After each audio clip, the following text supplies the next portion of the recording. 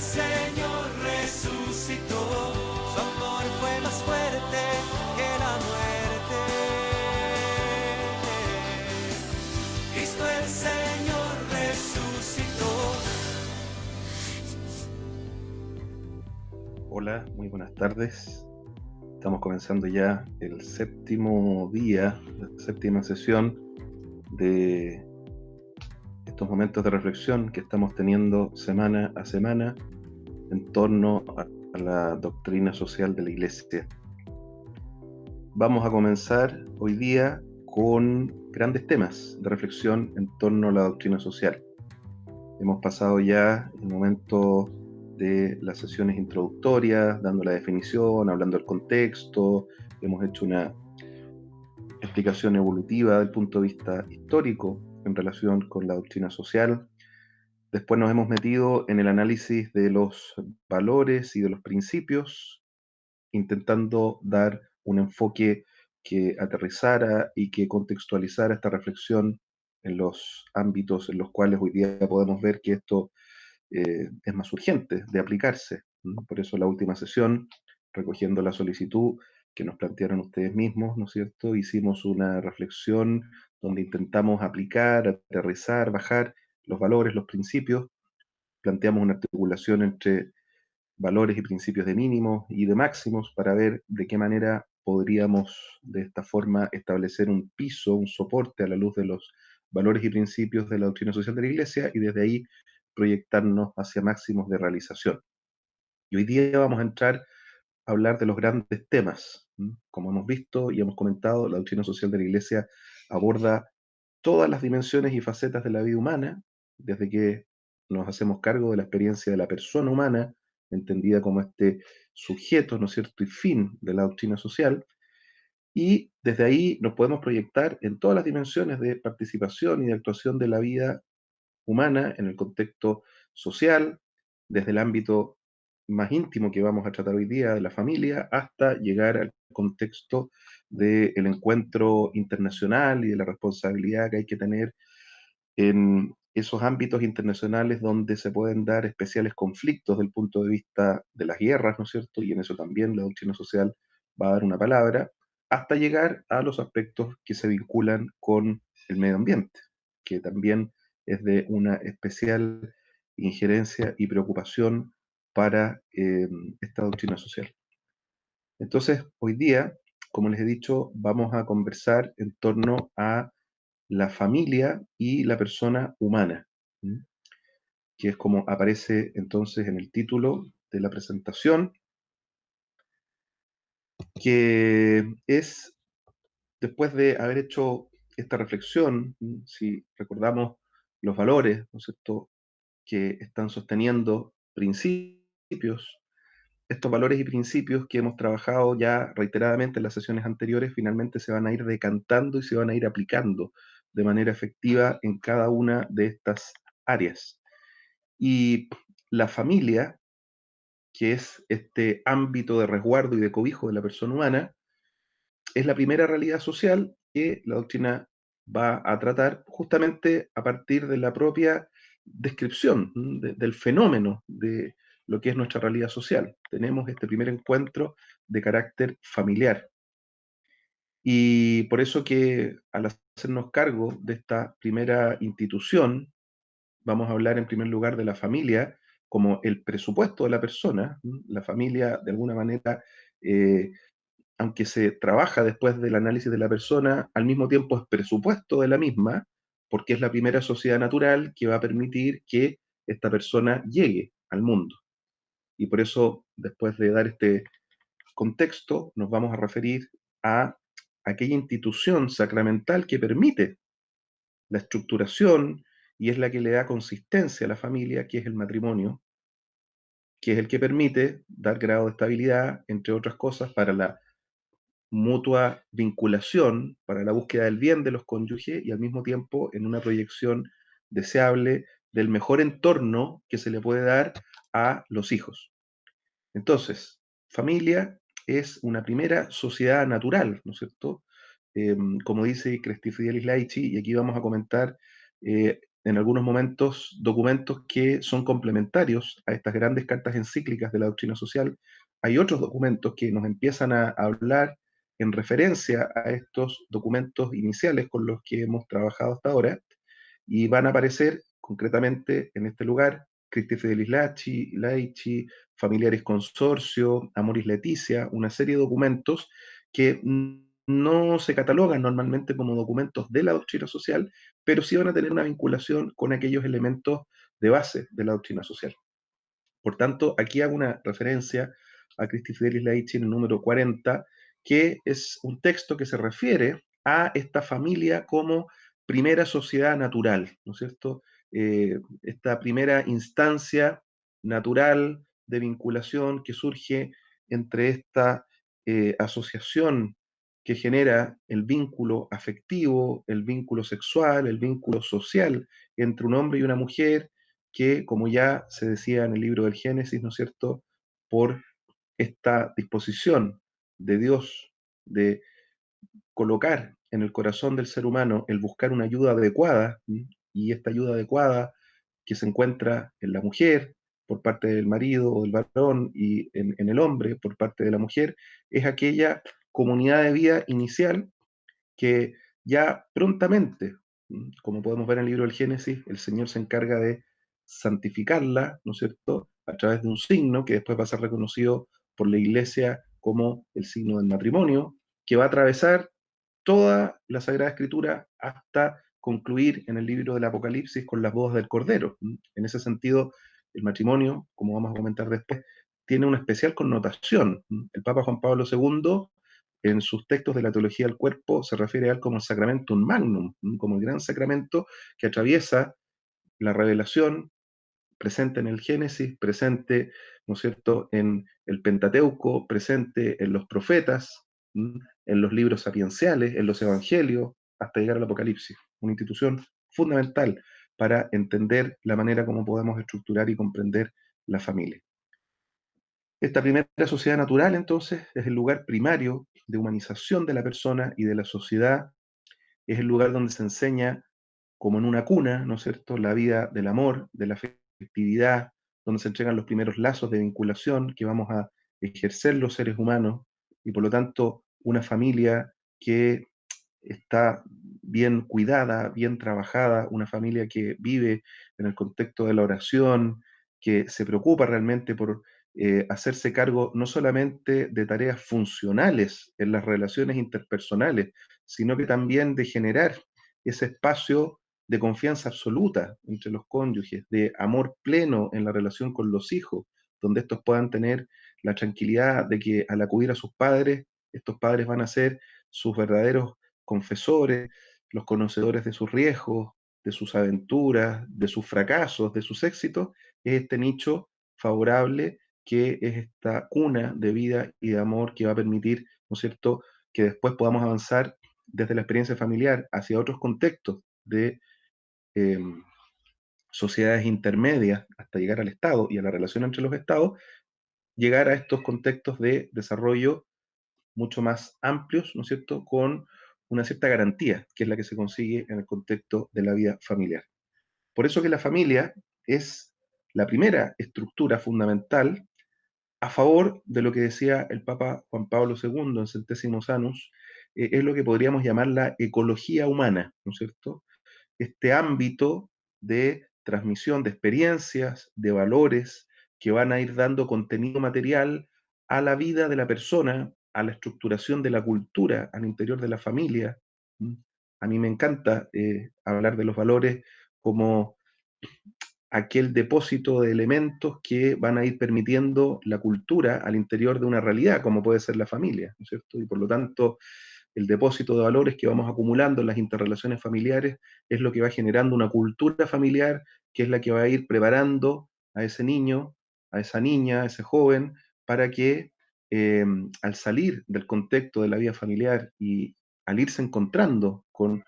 otras personas, con otras instituciones, lleve en su seno un núcleo de valores, un núcleo de principios, entre ellos los valores y principios de la doctrina social de la Iglesia que hemos comentado, que le van a permitir a esta persona su mayor realización espiritual y material posible. Por lo tanto, las demás sociedades han de mirar a la familia, y han de alguna manera, subordinarse subsidiariamente para atender a la familia a que cumpla sus propios fines específicos. Esta organización social ha de encontrar, en ese sentido, un programa operativo, como señala la Carta de los Derechos de la Familia, completo y orgánico de actuación a partir de la familia como primera sociedad natural. Es decir, si la sociedad en su conjunto mira a la familia desde el punto de vista de sus interrelaciones, de los vínculos paterno, materno, del vínculo con los hijos, de las interrelaciones que se van generando también en un sentido y otro entre estas dos realidades y que se empiezan a abrir transgeneracionalmente a los abuelos y de los abuelos a los nietos y quizás a los bisnietos también, este entramado de relaciones que se va dando al interior de la familia va generando, obviamente, una especie, como decía el Papa Juan Pablo II, de laboratorio de la experiencia humana que, al observarlo, al mirarlo, nos puede dar lecciones para deducir después cómo debiéramos orientar tomas de decisión, reflexiones y búsquedas de sentido en contextos que van más allá de la vida familiar. No nos olvidemos que cuando ya en la época, ¿no es cierto?, de los primeros seres humanos, llegaba el momento de la reflexión, el momento de la toma de decisiones importantes al interior de esos pueblos que se empezaban a congregar. Y esto sigue después como experiencia a lo largo de la historia y lo podemos ver también en las experiencias, ¿no es cierto?, de nuestros pueblos originarios, de los mapuches, eh, los chonas, los changos, tantos pueblos que fueron los que de alguna manera van articulando nuestra eh, basamento de interrelaciones personales que llegan finalmente a lo que es la forma como vemos que se constituye nuestro país. En todos estos pueblos hay una característica, y es que cuando se debía tomar estas decisiones importantes, estas decisiones trascendentes, se tomaban normalmente en el contexto de una conversación en torno a una hoguera, y de ahí va a venir la palabra hogar, que era esta hoguera la que reunía en la tarde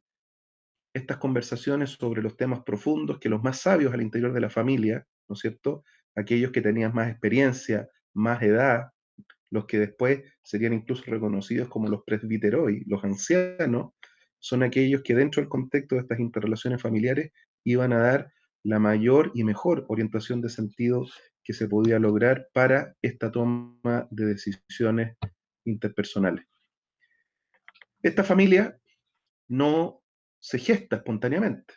Esta familia, como ilumina la doctrina social de la Iglesia, tiene una institución fundamental, una institución que pone los fundamentos, pone las bases para que se dé la coherencia, la interrelación orgánica, para que sirva como instancia de formación del carácter, de la resiliencia, y es el matrimonio. El matrimonio que surge, ¿no es cierto?, del propio deseo de Dios, del designio de Dios. Por eso el matrimonio es considerado y reconocido como un sacramento. Y esto no es porque la Iglesia solamente lo reconoce de la realidad matrimonial que experimenta al visibilizar la experiencia de las personas humanas, que ya por naturaleza se asociaban desde antes de la vida de la Iglesia y paralela a la experiencia del pueblo de Israel, en las distintas culturas, distintos ritos para llevar a cabo los acuerdos matrimoniales con diferencias en una cultura y otra, pero en todas ellas reconociéndose la importancia de esta vinculación heterosexual, ¿no es cierto?, entre un varón y una mujer que tienen la capacidad de generar vida y al mismo tiempo suscitar relaciones estables. Este amor que se visibiliza también en la proyección que va a ser, ¿no es cierto?, la escritura, ya en el libro del Génesis, como decíamos, en los evangelios, también en las cartas de San Pablo, que ven este amor esponsal de Cristo por la iglesia, desde la cual desde el cual brota, ¿no es cierto?, esta sacramentalidad del matrimonio. El esposo que ama y se da como salvador de la humanidad, que es Jesucristo, uniéndola así a la iglesia como signo de la humanidad renovada como a su cuerpo. Por lo tanto, hay una revelación de una verdad originaria que está de alguna manera configurando este sacramento del matrimonio y dando una verdad iluminadora a la luz de lo que Juan Pablo II, la teología del cuerpo, va a llamar esta noción del principio. En el principio, Dios creó al hombre y la mujer y los llamó a que vivieran en esta comunión. Por eso, dice ya el Génesis, el hombre dejará a su padre y a su madre, se unirá a su mujer y serán los dos una sola carne. Gran misterio es este, dirá después San Pablo, y yo lo refiero a Cristo y la Iglesia.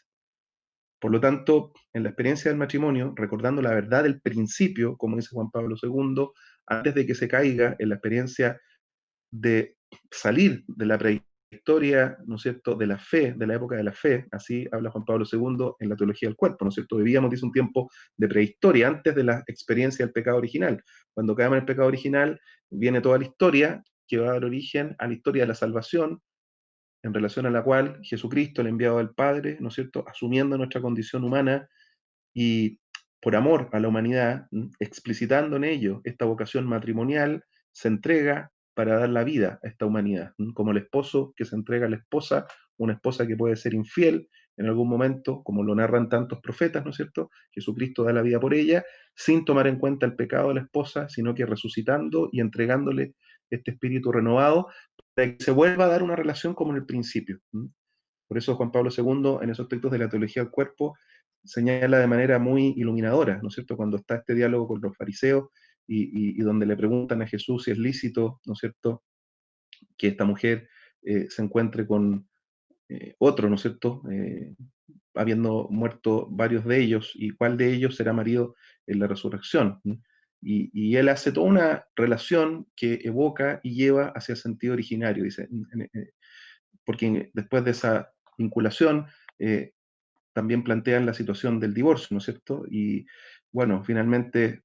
eh, se puede dar lugar o no se puede dar lugar a esto. Y Jesucristo dice, en el principio no fue así, porque la voluntad originaria del Padre era que efectivamente el hombre tomara a la mujer tomara al hombre en una vinculación interdependiente, intersubjetiva, como también él lo señala, recíproca, para que sellen este vínculo, ¿no es cierto?, permanente, que es desde donde va a surgir después este rasgo de la propiedad de la indisolubilidad, de la que vamos a hablar,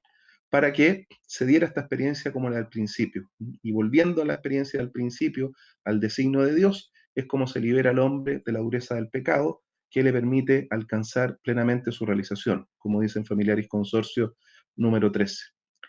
Por lo tanto, esta comunidad, ¿no es cierto?, del matrimonio, que es el que va a dar origen a la familia, es una comunidad de vida fundada por Dios, que poniendo Dios en el ser humano esta capacidad de la inteligencia, de la deliberación, de la libertad, es el que va a tomar la decisión a través del consentimiento, ¿no es cierto?, a través de esta reflexión autoconsciente, detenida, donde el ser humano, varón y mujer, se dice, sí, yo tengo el deseo, y no solo el deseo, sino que también la motivación libre de mantenerme unido a esta mujer para, en una relación recíproca, irrevocable y que además vamos a hacer pública, como dice el catecismo, se va a consolidar este vínculo. Que ya el Código de Derecho Canónico, ¿no es cierto?, en su canon 1055, lo define en una definición que es maravillosa y que podríamos estar varias horas hablando de ella. Lo que hacemos en las clases de Derecho Canónico, cuando hablamos de Derecho Matrimonial, dejamos una clase y media entera para empezar a hablar de cada uno de estos términos, de la alianza, del foedus matrimonialis, ¿no es cierto?, que es una palabra que ya evoca y nos conecta con la tradición del Antiguo Testamento, alianza por la que el varón y la mujer, en una diferenciación orgánica fundamental, no solo desde el punto de vista de la externalización de lo que implica el varón y la mujer, sino que el vínculo, ¿no es cierto?, que reúne a aquellas dos personas que son las que, como dice el Génesis, han sido creadas a imagen y semejanza de Dios. Varón y mujer los creó. Cada uno de ellos con una impronta, con una diferenciación psicológica, con una proyección del punto de vista social, con distinciones que desde el punto de vista del varón, del punto de vista de la mujer, van haciendo el uno del otro en la diferenciación que ellos tienen y que hoy día sobradamente, ¿no es cierto?, la ciencia, la neurología, la bioética, distintas disciplinas expresan de que no es una vinculación accidental la que se da, entre el hombre y la mujer, sino que hay un deseo de correspondencia de dos personas que tienen, pese a que desde el punto de vista sustancial son prácticamente lo mismo, sin embargo tienen diferencias fundamentales que muestran los matices de diferenciación entre este varón y la mujer, que son por lo tanto complementarios desde el punto de vista de su psicología, del punto de vista de su genética y del punto de vista de su capacidad generativa, ¿m? Que incluso se expresa, como dice Juan Pablo II, en la propia forma, ¿no es cierto?, cómo estos seres encaran la vida sexual, que no es a través de instinto como los animales, sino que a través de impulsos, donde estos seres no se aparean dándose la espalda el uno al otro, sino que mirándose las caras, exponiendo el rostro, como dice Buber, ¿no es cierto?, en esta entrega recíproca, donde estos dos seres humanos van a poder concretar en este vínculo no solamente la fusión, ¿no es cierto?, del uno y el otro en el amor, sino que una fusión que es tan plena que va a ser capaz de generar, de co-crear vida. Entonces, una alianza por la que el varón y la mujer constituyen entre sí, a través del consentimiento libre que se dan, un consorcio, cum sors, van a ser dos dejados a la misma suerte, de toda la vida, ordenado por su misma índole natural a lo que se llaman los fines del matrimonio, que el Código de Derecho Canónico de 1983, apoyándose en Gaudium et Spes, ¿no es cierto?, una de las constituciones del Concilio Vaticano II, quiso resaltar claramente que están estos dos fines a un mismo nivel. Algo que queda un poco no iluminado en el Código de Derecho Canónico del año 1917, donde ponía un fin primario que tenía que ver con la generación y educación de la prole y fines secundarios vinculados con esta reunión, ¿no es cierto?, entre el hombre y la mujer,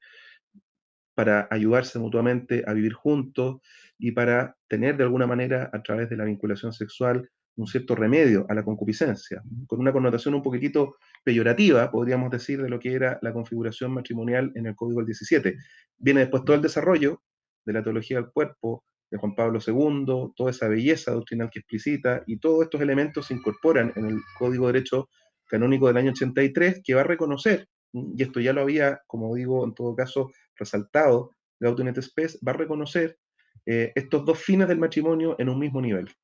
Los cónyuges se vinculan, se casan, primero para conseguir el bien recíproco. Para eso lo hacen. El encuentro entre el varón y la mujer genera entre ellos un bien de correspondencia, un bien recíproco, y al mismo tiempo se vinculan para generar y educar la prole. Por lo tanto, dos fines que están al mismo nivel en una relación que Jesucristo elevó a la dignidad de sacramento entre los bautizados. Este matrimonio, que es muy importante, como estamos viendo, tiene, y aquí pareciera que estuviéramos haciendo una clase de derecho canónico en relación a lo que es la comprensión del matrimonio, pero como institución ustedes ven que es esencialísima para dar soporte, ¿no es cierto?, sacramental a la vida familiar. Matrimonio que tiene propiedades esenciales, como dice Familiaris Consorcio en el número 13. Primero, la unidad, ¿no es cierto?, que es lo que permite la integridad. O sea, es una vinculación entre uno y una, no entre una y una o entre uno y uno, al modo como lo entiende la doctrina, ¿no es cierto?, matrimonial y social de la Iglesia. En una vinculación indisoluble, o sea, de permanente donación, que no tiene su fuerza, esta permanente donación, de la capacidad natural débil, ¿no es cierto?, de los esposos, aun cuando se reconoce que la indisolubilidad es una característica del matrimonio a nivel natural. O sea, un matrimonio que incluso no tenga connotación sacramental, perfectamente está abierto y tiene la capacidad de la indisolubilidad, y es así como lo han vivido tantas culturas precristianas, paralelas al cristianismo, y hoy día incluso personas que no se casan por la iglesia y que sin embargo tienen la convicción de querer hacer de su matrimonio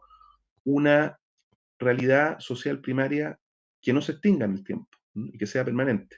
Pero desde el punto de vista de lo que es la aportación del sacramento, esta indisolubilidad como permanente donación va a tener una ayuda, que es justamente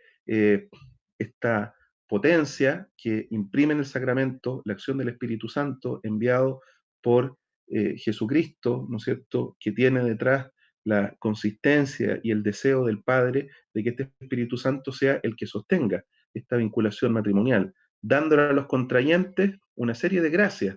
una gracia de Estado para poder resolver los conflictos entre ellos, para orientar las decisiones con los niños, ¿no es cierto? La gracia de mantenerse en una vinculación fiel, ¿no es cierto?, abiertos a la fecundidad, o sea, una serie de elementos. La fidelidad, plena entrega corpóreo-espiritual, ¿no es cierto? No estamos hablando solamente de una entrega corpórea, que es la que permite la fidelidad, sino que una entrega corpóreo-espiritual, ¿no es cierto? Donde hay una donación íntegra de la persona que se encuentra con la otra en esta propuesta de dación o de donación, que es lo que genera la fecundidad o la consecuencia difusiva, como decíamos, de esta vinculación entre el varón y la mujer. Matrimonio que al mismo tiempo tiene fines. Carol 1055 nos habla de estos fines que, como decía, están a un mismo nivel, no están distinguidos de forma jerárquica, sino que el matrimonio suscita el bien de los cónyuges y la generación y educación de la prole, resaltando con esto último que el matrimonio ha de preocuparse no solamente de generar vida, de generar hijos, sino que hacerse cargo responsablemente de la educación, de la edúquere, la conducción, ¿no es cierto?, sucesiva de esos hijos a lo largo de la vida. La fecundidad, por lo tanto, del amor conyugal se proyecta en múltiples frutos de vida moral, espiritual y sobrenatural para los hijos. Y esto se va realizando por medio de la educación, ¿no es cierto?, de esta educación que tiene como principal depositaria a la familia, a los padres. Y esto es algo que el magisterio de la Iglesia lo ha resaltado permanentemente y hoy día lo vuelve a rescatar en el nuevo, ¿no es cierto?, catecismo para la formación en la catequesis familiar, que resalta esta importancia decisiva de los padres, que son los que por naturaleza tienen este vínculo directo con los hijos, por lo tanto, los que debieran hacerse cargo de una manera más clara de esta transmisión de contenidos educativos, afectivos, de proyección en la vida social, y que es una situación que hoy día tenemos que ver con cuidado desde el punto de vista de lo que es la reflexión de la doctrina social, ya por la cantidad de trabajo que muchas veces invade el contexto de la familia,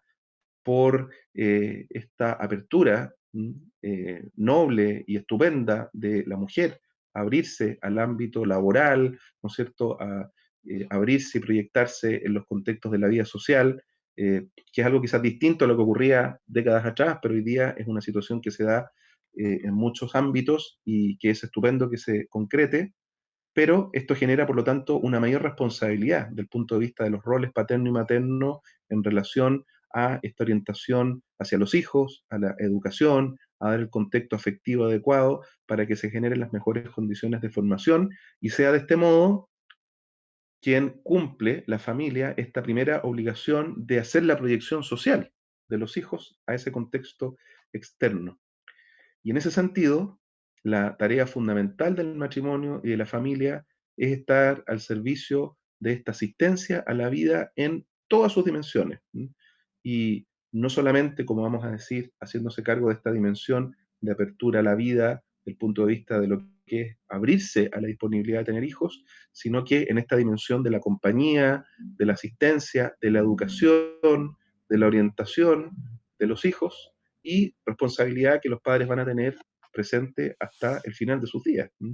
Por mucho que haya emancipación de los hijos y estos hijos después conformen sus propias familias o se hagan sacerdotes, religiosas o tengan la vida que tengan, siempre la referencia al hogar, ¿no es cierto?, a este fuego de el hogar paterno-materno va a ser el que va a estar de alguna manera iluminando y orientando las decisiones.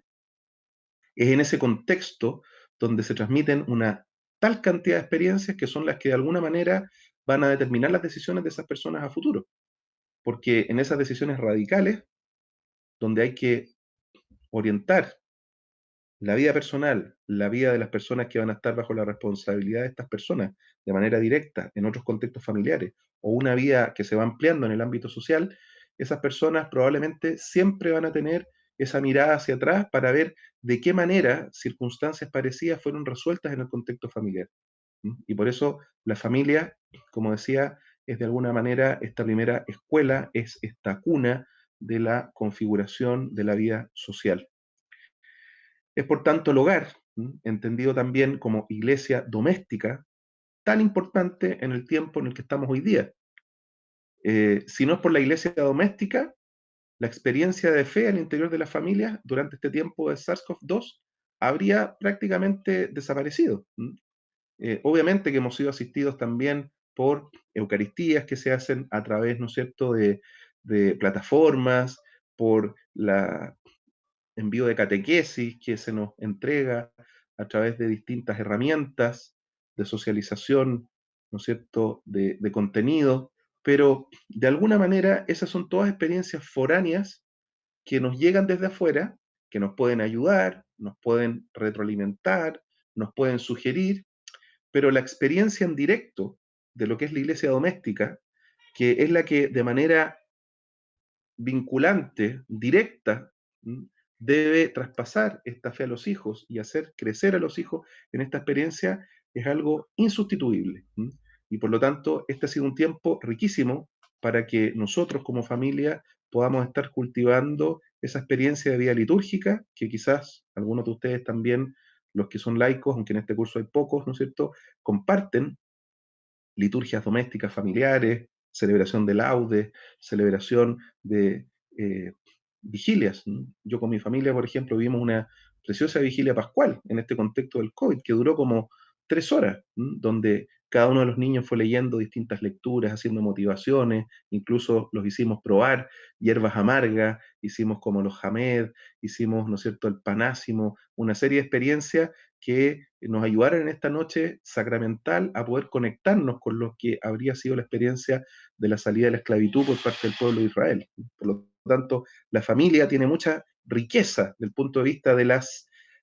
los instrumentos, de las experiencias con las que puede contar para llevar a cabo esta formación permanente de la fe.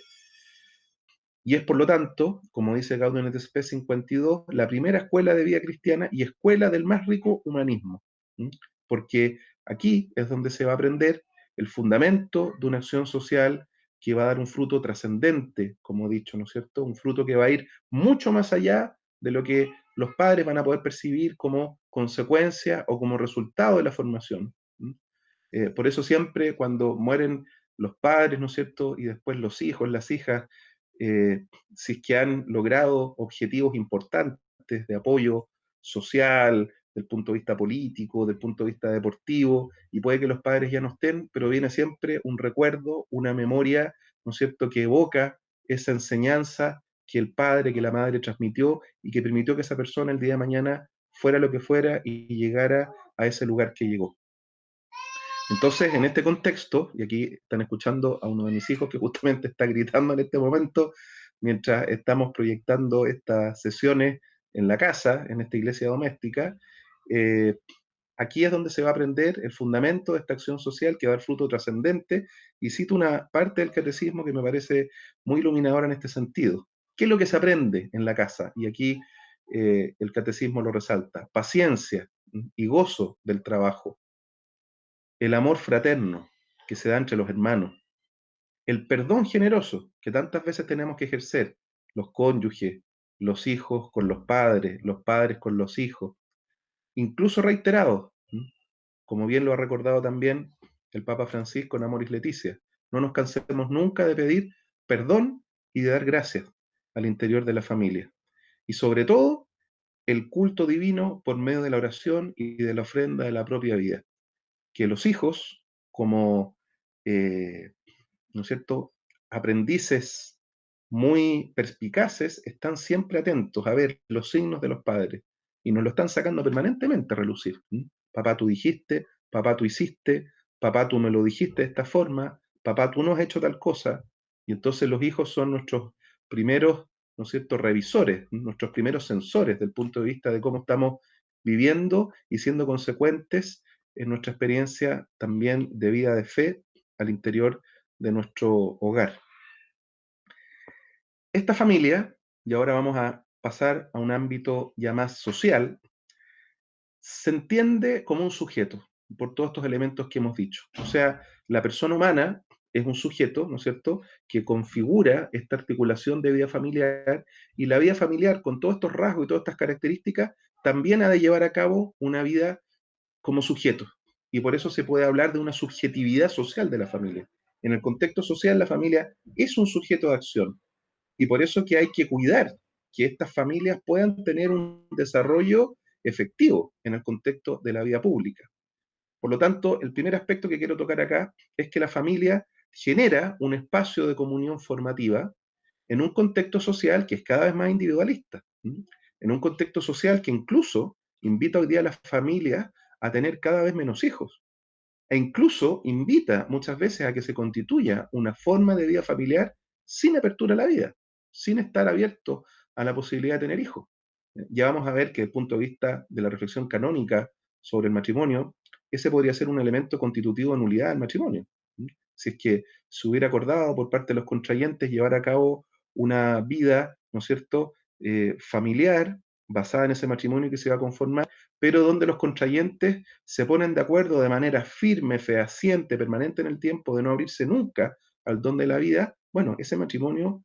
tiene un vicio de nulidad que está implícito, ¿m? Porque, como hemos visto, uno de los fines tiene que ver no solamente con la unidad de los contrayentes, sino que con la generación y educación de la prole.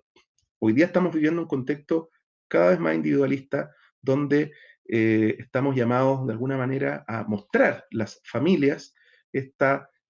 riqueza de la vida, ¿no es cierto?, familiar, siendo esta familia, como decía, laboratorio de vida de fe, y donde la práctica intrafamiliar, si se centra en el amor, haya o no muchos recursos, este amor que es difusivo, que tiene la capacidad de trascender, ¿no es cierto? Como decía el Papa en la Carta a las Familias del año 94, va a poder lograr efectivamente dar luces desde el punto de vista de lo que es una hermosa vida matrimonial, de dar garantías para la niñez y de ser también un resguardo para la vida de la ancianidad. Y las familias tenemos que dar testimonio de ello. Muchas veces yo me encuentro en contextos sociales, ¿no es cierto?, donde personas un poco temerosas a casarse, más aún a abrirse a la vida, y cuando de repente se enteran que uno tiene 7 hijos y que está abierto a tener más y Dios los envía, y que en esta travesía que vamos haciendo como familia, vamos leyendo los signos de los tiempos, interpretando qué es lo que nos está diciendo el Señor a través de la experiencia familiar, y donde vamos efectivamente discerniendo, ¿no es cierto?, con este don de la gracia de estado matrimonial, hacia dónde llevar esta navegación de esta nave, eso obviamente que impacta y va siendo un motivo de entusiasmo para otros que pueden estar mirando esta vocación a la vida matrimonial y familiar con un cierto distanciamiento, con una cierta sospecha, a ver que finalmente hay matrimonios que pese a que pasan los años, pueden seguir siendo felices, somos felices y que la familia también es feliz. Me da una lata enorme cuando uno se encuentra en esas conversaciones sociales donde de repente se empieza a preguntar por el número de años y pareciera ser que más años de matrimonio significa más tiempo de sufrimiento, más tiempo de penuria, cuando en realidad si un matrimonio, pese a sus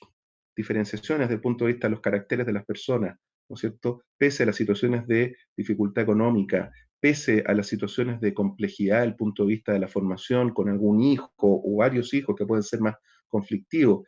pese a distintos eventos complejos que pudieran remar en contra, si ese matrimonio y esa familia se mantiene unido a la roca, que es Jesucristo, y de ahí va sacando, ¿no es cierto?, estos frutos de agua viva que se van entregando para él, lo que debiera suscitarse es una experiencia matrimonial que lleva hacia un enriquecimiento y una mayor alegría cada vez más, ¿no es cierto? Obviamente que la experiencia que se va viviendo quizás no es del enamoramiento del pololeo inicial, que tenía otro tipo de manifestaciones, ¿no es cierto? Ese dolorcillo al interior del pecho, ese deseo de estar permanentemente juntos, eso va madurando y no es que se pierda, va creciendo, pero va transformándose además en una experiencia que es mucho más profunda, mucho más detenida, mucho más decantadora, que analiza las cosas de una manera distinta, que se impresiona de manera distinta, y en ese sentido también la capacidad de asombro siempre hay que tenerla presente en el contexto de la vida matrimonial y familiar, de esa capacidad de sorprenderse ante las manifestaciones del amor, que son siempre novedosas. Entonces, esta experiencia hay que transmitirla, ¿no es cierto? Esta práctica intrafamiliar hay que transmitirla para que como sujeto social, ¿no es cierto?, apoyado en la propia naturaleza, desde su constitución, debe iluminar también ciertos productos, lo voy a llamar así, porque son efectivamente productos culturales que nos vamos encontrando en distintos momentos. Hoy día tenemos un producto cultural que está vinculado con todo el tema de la teoría de identidad de género, que es una propuesta teórica. Hace pocos días atrás me tocó dar una conferencia en una parroquia de la diócesis de Valparaíso, donde a psiquiatras, médicos, pedagogos, personas vinculadas con el mundo del derecho, etcétera, les orientaba en relación a lo que era la reflexión sobre la teoría que inicialmente se llamó ideología de género, después identidad de género. Yo llevo varios años investigando sobre ese tema, tengo algunos artículos escritos y bastante bibliografía ya leída y trabajada, y por lo tanto cada vez me convenzo más de la propuesta en el fondo cultural que implica esta ideología o identidad de género, pero que eh, es muy pobre desde el punto de vista de lo que es la propuesta antropológica, del punto de vista de lo que es la orientación ética, del punto de vista de lo que es el propio reconocimiento de la humanidad, entendida en su profundidad, ¿no es cierto? La humanidad no es solo sexualidad, y no es solo una sexualidad eh, que tenga una orientación, ¿no es cierto?, vinculada con la capacidad de generación de placer, sino que es una cuestión mucho más rica en sentido y en significado, que por lo tanto no puede definirse solamente desde el punto de vista de lo que es una particularización y una restricción, como es el tema de la teoría de identidad de género,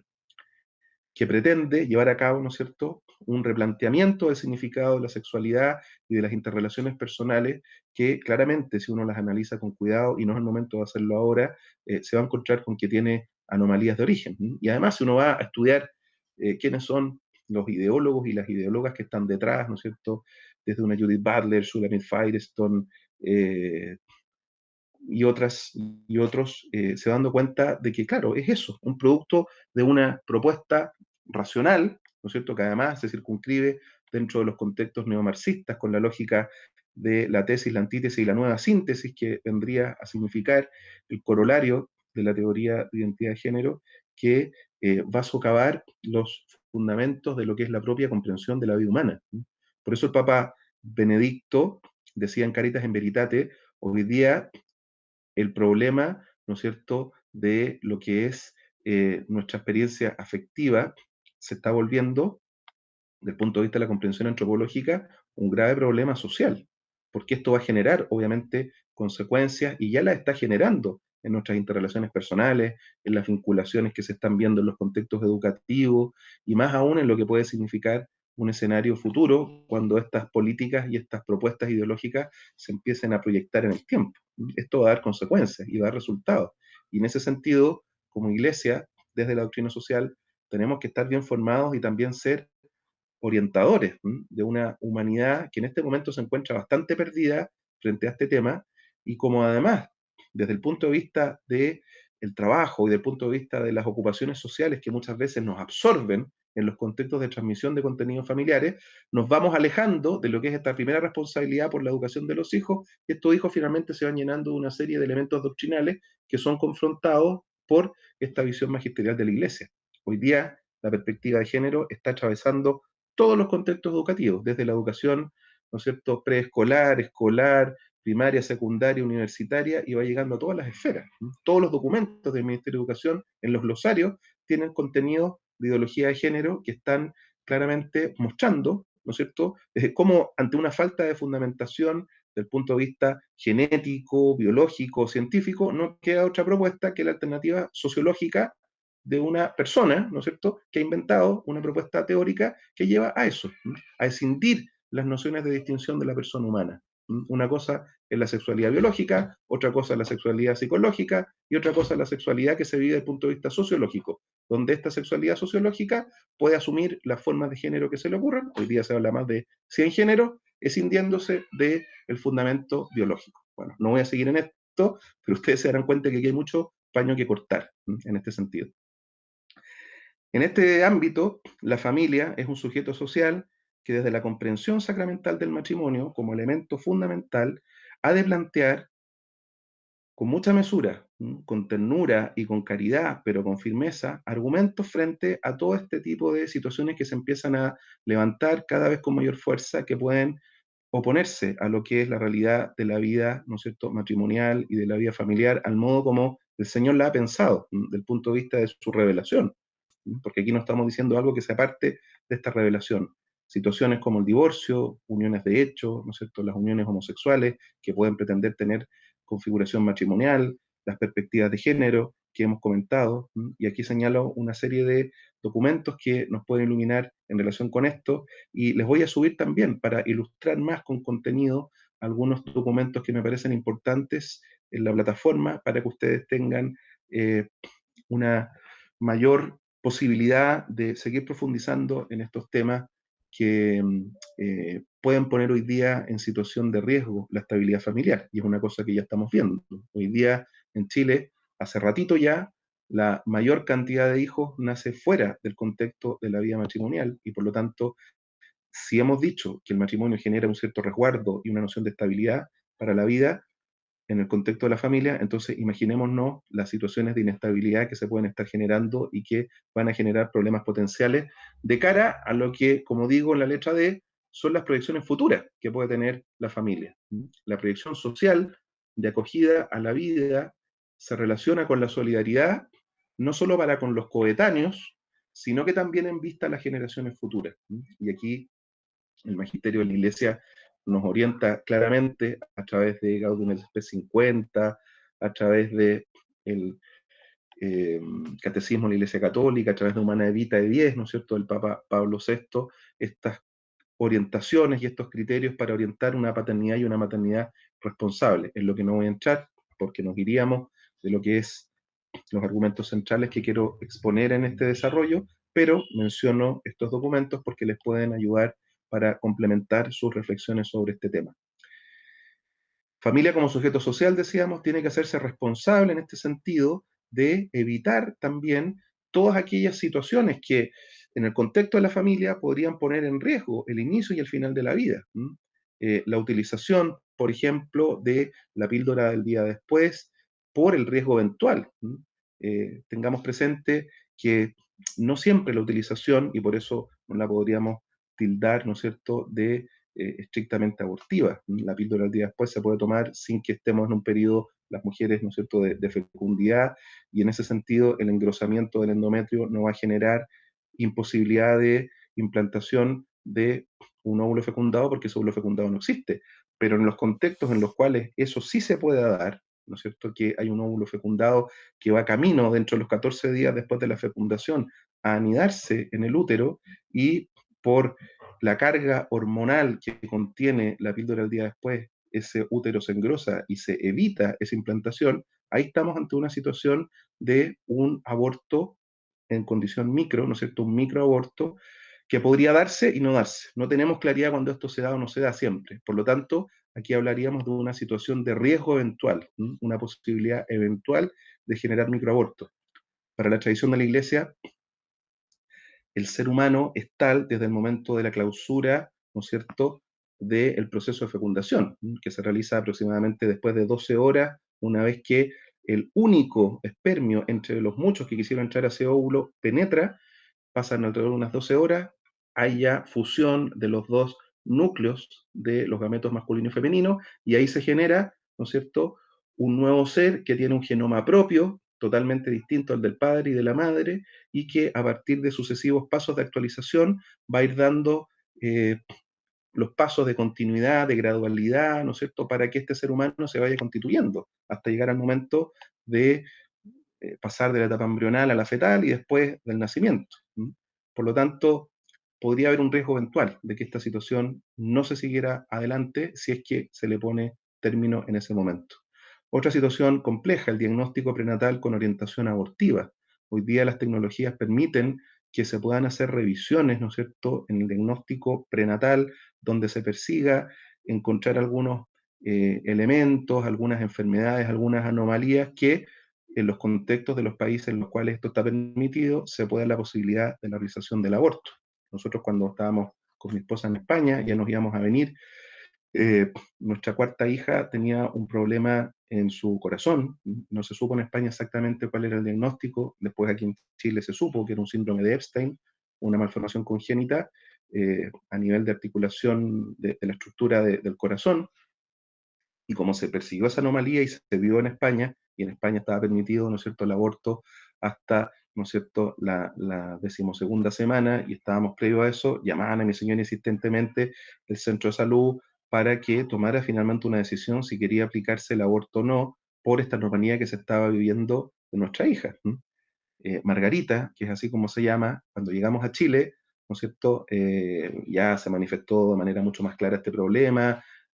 había que tener un parto plenamente custodiado y por un equipo médico que estuviera ahí atento a la situación, y ocurre que, como era ya la cuarta hija, ¿no es cierto? Mi señora, mientras estaba en el hospital, de repente empezó a tener síntomas de parto, y antes que llegara el equipo médico, la Margarita ya estaba naciendo, la sacó una matrona, nació respirando, y hoy día ustedes la pueden ver, y es una niña que está, pese a su anomalía, que la seguimos custodiando y revisando, y probablemente cuando ella ya llegue a la eh, etapa, ¿no es cierto?, de la pubertad va a tener que operarse. Sin embargo, hasta ahora es una niña absolutamente normal, que tiene una vida de juego, de diversión, de incluso actividad física, sin ningún problema. Entonces, cuidado con esto de sentirnos de repente que a través de nuestra capacidad por ver cuáles son las anomalías o los problemas, finalmente podemos terminar tomando decisiones que son complejas, son complejas. Eh, los diagnósticos médicos fallan tantas veces. Otro elemento a tener cuidado, ¿no es cierto? La fecundación artificial homóloga o heteróloga. Fecundación artificial homóloga cuando está vinculada a gametos que provienen de los mismos progenitores, y heteróloga cuando se emplea un gameto, ¿no es cierto? Embrión, o sea, un óvulo o espermatozoide de una persona que no forma parte de esa vinculación de pareja al interior de lo que es la vida matrimonial. Entonces, también hay un resguardo desde el punto de vista de lo que es el respeto a esa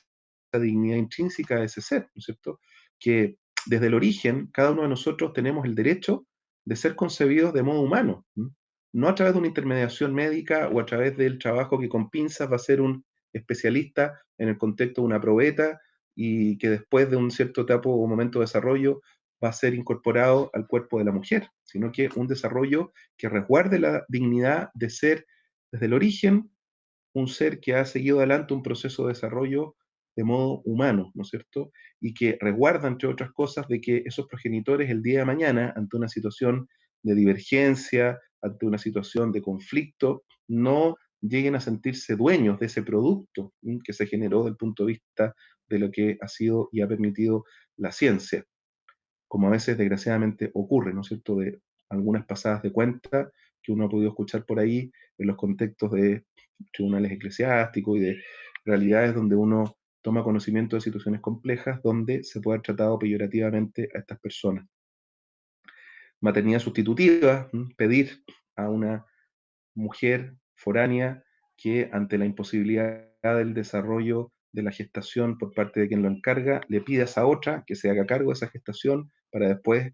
que ha terminado el proceso, ¿no es cierto?, de gestación, ese niño, esa niña, le sea entregado a la madre que encargó esto, sabiendo que tantas veces esas madres sustitutivas empiezan a generar un vínculo afectivo dependiente con esa criatura que se va formando, que después termina en consecuencias que son muy complejas. Clonación terapéutica o reproductiva, la primera para satisfacer, superar ciertas anomalías del punto de vista de enfermedades que se podrían tener y que se pueden superar con uso de clonación terapéutica, o clonación reproductiva, que en el caso de los seres humanos, al menos hasta donde sabemos, salvo por algunas experiencias de médicos chinos o taiwaneses que han dicho que han tenido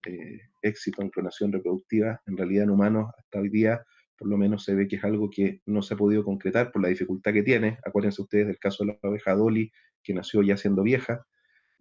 y porque además los distintos comités de bioética del mundo tienen el resguardo de no permitir el avance investigativo en clonación reproductiva, por lo que implica el resguardo de la dignidad de la persona. Otras situaciones, intervención del patrimonio cromosómico sin una finalidad terapéutica, sino que selectiva.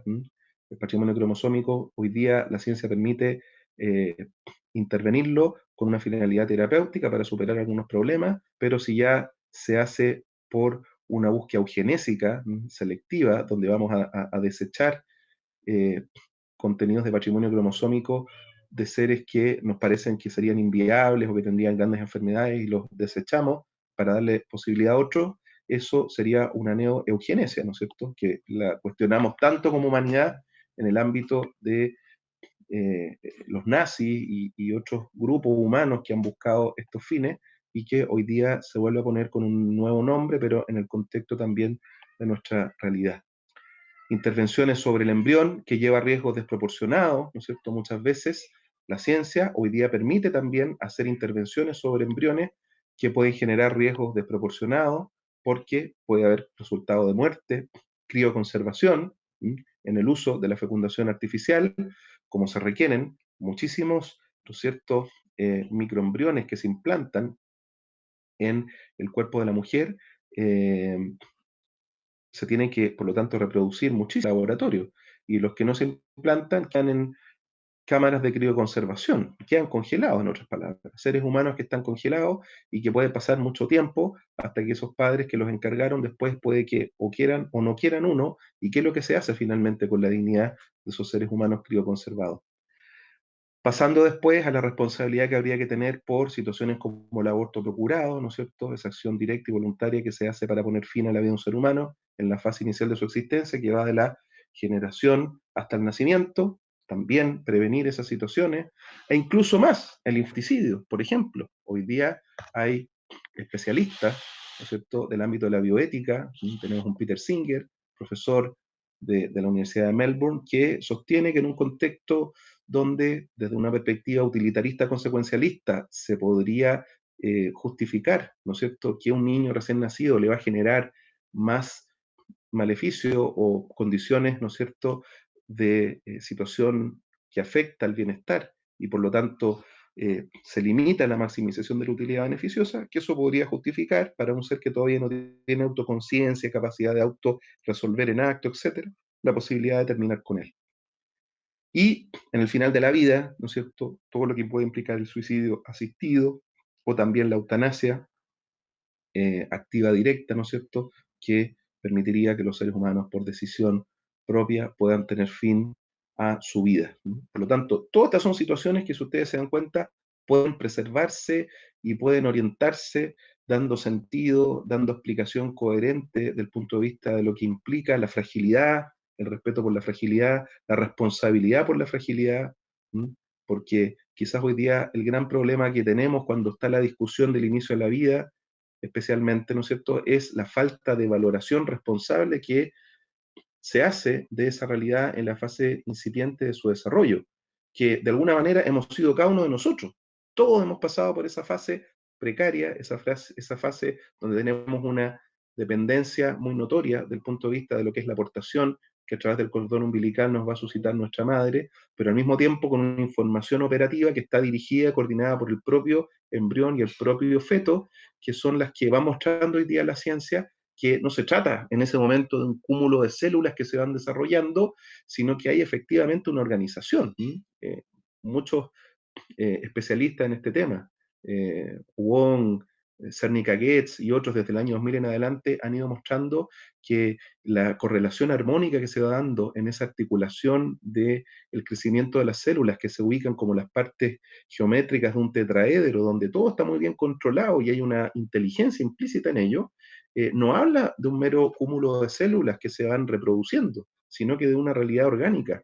que al mismo tiempo, como ocurre con la hormona T4 materna, permite un cierto vínculo donde desde el propio embrión la madre puede empezar a tener elementos hormonales que le ayuden incluso a superar enfermedades que están administradas por el embrión, que es el que ejerce la tarea de permitir y controlar el paso de esas hormonas a la madre. Entonces, se da un efectivo diálogo en ese contexto. Por lo tanto, valoremos esa situación. Lo mismo que en relación a la valoración de la vida sufriente, el término de la vida, ¿no es cierto?, donde estamos llamados a dignificar, a respetar en el contexto familiar a las personas que van entrando en esa situación terminal. Hoy día, gracias a Dios, en el contexto de los cuidados paliativos, existe lo que se llama la medicina narrativa, que en Chile ha sido poco desarrollada, pero que en otros países se lleva a cabo como una forma de explicación médica que le ayuda a la persona que va llegando a la fase final, donde quizás va viendo deseo de morir, desánimo, que reinterprete como en un libro, ¿no es cierto?, la vida con un sentido de desenlace para que pueda apreciar todo aquello que esa persona contribuyó al ámbito de la vida, de las interrelaciones familiares, personales, sociales, etcétera, y por lo tanto enfrente ese término de la vida con dignidad, con alegría, ¿no es cierto? Aunque pueda haber tenido situaciones o esté viviendo situaciones complejas, hoy día, gracias a Dios, la medicina permite atender para que se pueda generar una minimización de la situación de sufrimiento ante el estado terminal. Todo esto, y volvemos al ámbito del desarrollo ya de la vida de la infancia, ha de resguardar el derecho a nacer en una familia verdadera. Familia protagonista al mismo tiempo de la vida social. Y ya estamos llegando al final, del punto de vista educativo y ya proyectando la familia hacia la vida social. La familia tiene una función original e insustituible, como hemos dicho, lo recuerda, ¿no es cierto?, la Constitución Gravissimum Educationis del Concilio Vaticano II, función original e insustituible de educar a los hijos, de promover la cultura en su seno, y en este sentido las comunidades intermedias y el Estado van a cumplir una función, como hemos visto ya, subsidiaria en relación a esta atención a la familia. Pero esta preocupación, ¿no es cierto?, familiar, social por los niños tiene que ir más allá, como lo recordaba el Papa Juan Pablo II en el mensaje de la Jornada Mundial de la Paz del año 96, resguardo ante el tráfico de niños, ante el trabajo infantil, ante el uso de niños en conflictos armados, ante el matrimonio de niñas en algunas culturas, el uso de niños en material pornográfico, la explotación sexual, la pedofilia, la violencia infantil. Y cumple además una función directa en relación a otras formas de cuidado social a las cuales se puede abrir, donde está la atención a los enfermos, el cuidado por los indigentes, donde tantas veces la familia, como esta escuela que sale hacia la calle, ayuda a los indigentes como familia, la cercanía y presencia con los ancianos, la proximidad en el cuidado con los abandonados, y pudiendo al mismo tiempo ayudar a transformar la sociedad mediante el desarrollo de políticas familiares que hoy día en Chile, desgraciadamente, hemos desarrollado tan poco. Hoy día vivimos en un contexto, y esto lo hemos estado analizando hace bastante tiempo, digo, centros de familia, programas de familia que trabajamos en Chile en distintas universidades, donde hemos ido notando la falta de sustancia de políticas familiares de apoyo a la familia, donde siendo la familia esta estructura fundamental de la sociedad y dejándola a que endogámicamente tenga esta capacidad, ¿no es cierto?, de autorresiliencia, de resguardo, de respeto, donde entre una y otra generación se van generando ciertos subsidios, ¿no es cierto?, donde los padres descansan en los abuelos para muchas horas de cuidado, ¿no es cierto?, o también se le asignan tareas a los hijos en relación con los abuelos. Hay una serie de entramados familiares que permiten que se sostenga la sociedad sin que el Estado tenga una participación, al menos en Chile, tan activa en ser uno que participa con el apoyo en este sentido. En Chile no tenemos beneficios, por ejemplo, para familias numerosas, descuentos en autobuses para el uso de hijos de familias numerosas a la hora de ir al colegio, como sí ocurre en otros países, bonos de promoción de estos aspectos, ayudas del punto de vista del pago de impuestos. O sea, hay un vacío del punto de vista de lo que podrían ser políticas de ayuda en este sentido. Y por lo tanto, ¿qué podemos concluir ya para terminar? Han visto que he hablado muy rápido, pero es porque he querido concentrar, ojalá, todos los elementos posibles que desde la doctrina social de la Iglesia nos puedan ayudar a valorar la familia como se lo merece. 3 aspectos, ¿no es cierto? Por tanto, las familias tenemos derecho de fundar asociaciones para cumplir diversas tareas de proyección social, familiar, de manera planificada, de manera organizada, como lo reconoció la Carta de los Derechos de la Familia, que hace algún tiempo atrás, ¿no es cierto?, nos pidieron de la Santa Sede que fuéramos un par de especialistas chilenos que hablamos sobre el tema y aportamos nuestra visión, nuestro punto de vista para actualizar algunos contenidos de esta Carta de los Derechos de la Familia, donde veíamos hoy día tan importante este elemento que se menciona en el número 8 desde el punto de vista asociativo.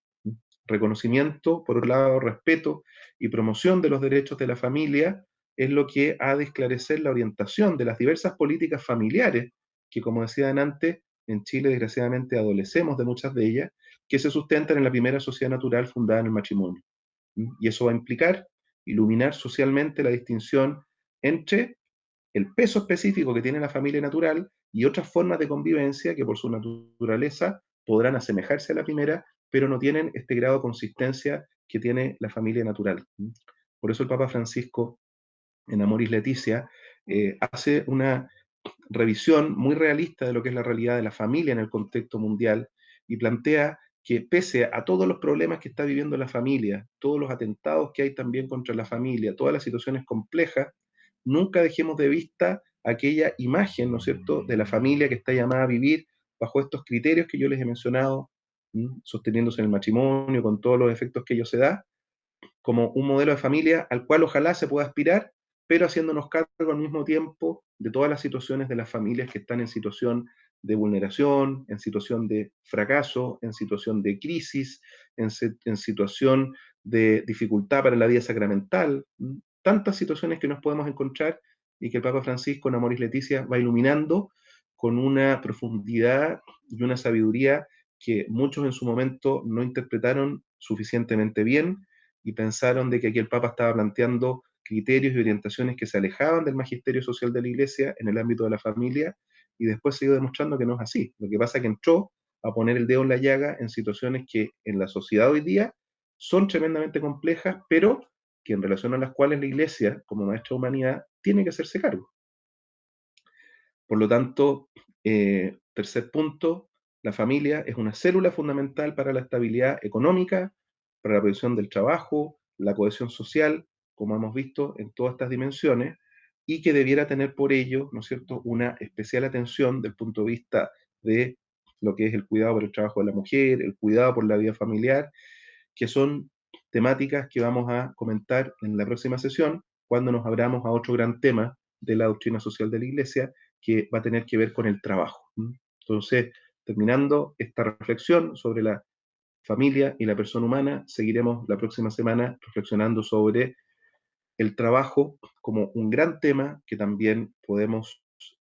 reflexionar y abordar desde la perspectiva de la doctrina social de la Iglesia. Así que con esto que he mencionado, vamos a dejar hasta acá esta exposición y nos volveremos a encontrar ya en una próxima semana donde llevaremos a cabo este momento de evaluación, de análisis de estos otros pasajes que hemos comentado y donde seguiremos adelante con estos otros grandes temas. Que estén muy bien, muy buenas tardes. Cristo el Señor resucitó.